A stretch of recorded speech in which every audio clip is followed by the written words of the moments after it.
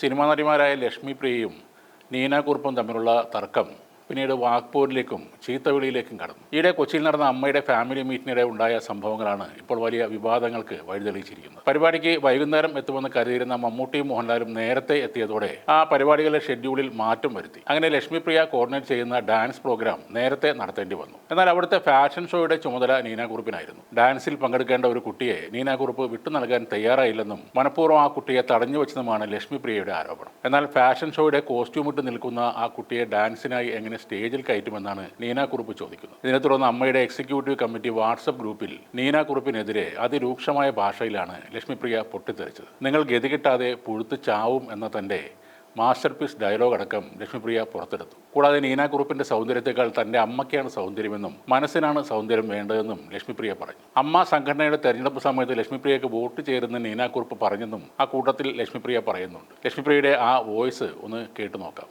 Neena കുറുപ്പേ, madam, നിങ്ങൾ എത്ര വലിയ സ്ത്രീയാണെങ്കിലും ഉണ്ടല്ലോ, നിങ്ങൾക്ക് ഒരുപാട് പേരുടെ ശാപം ഉണ്ടാവും കേട്ടോ.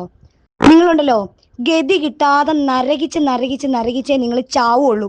ഞാൻ എഴുതി വെച്ചുതരാം. നിങ്ങൾ ഇതിന്റെ പേരിൽ എന്നെക്കുറിച്ച് എന്ത് കംപ്ലൈന്റ് ചെയ്താലും, നിങ്ങൾ എന്ത് കോപ്പ് ചെയ്തെന്ന് പറഞ്ഞാലും എനിക്കൊരു പുല്ലുമില്ല. എനിക്ക് ത്രോട്ട് സുഖമില്ല, ത്രോട്ട് പഴുത്തിരിക്കുകയാണ്. ഇത്ര ആന്റിബയോട്ടിക്സ് കഴിച്ചിട്ടാണ് ഞാനൊക്കെ അവിടെ പ്രോഗ്രാമിൽ നിന്നത്, അറിയോ നിങ്ങൾക്ക്? റോണി ചേട്ടനെ ഇന്നലെ രാത്രി 11:30 വിളിച്ച് എന്താ ഇനി എന്ത് മെഡിസിൻ അതിൻ്റെ കൂടെ ആഡ് ചെയ്യണമെന്ന് ചോദിച്ചിട്ടാണ്. ഇല്ലാത്ത തൊണ്ട ഉണ്ടാക്കിയാണ് ഞാൻ നിങ്ങളോട് സംസാരിക്കുന്നത്.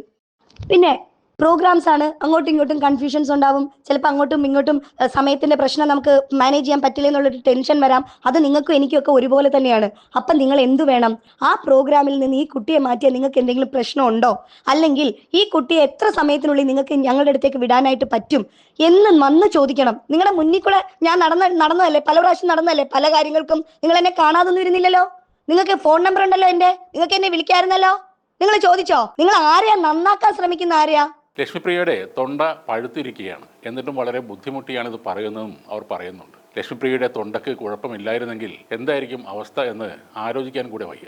നീന കുറുപ്പിനേക്കാൾ സുന്ദരി തൻ്റെ അമ്മയാണെന്ന് ലക്ഷ്മി പറയുന്നു. നമ്മുടെ ഈ തല്ലുകൂടൽ ആരെങ്കിലും എടുത്ത് യൂട്യൂബിൽ ഇട്ടാൽ നമുക്ക് പിന്നെ സ്പോൺസർമാരെ കിട്ടില്ലെന്നും കൂടെ അവർ പറയുന്നു. പിന്നീട് മുഴുവൻ ശാപവും പ്രാക്കുമാണ്. ഇവരൊക്കെ തമ്മിൽ പ്രാഗി ശപിച്ച് തീരുന്നതിൽ സിനിമാ പ്രേമികൾക്ക് യാതൊരു പ്രശ്നവും ഉണ്ടാകുമെന്ന് തോന്നുന്നില്ല. എന്തായാലും ഈ വോയിസ് മെസ്സേജ് ഒക്കെ പുറത്തു വന്നതുകൊണ്ട് ആളുകൾക്ക് കുറച്ച് കാര്യങ്ങൾ മനസ്സിലായി. ലക്ഷ്മിപ്രിയയുടെ മെയിൻ ഐറ്റം ശാപം തന്നെയാണ്.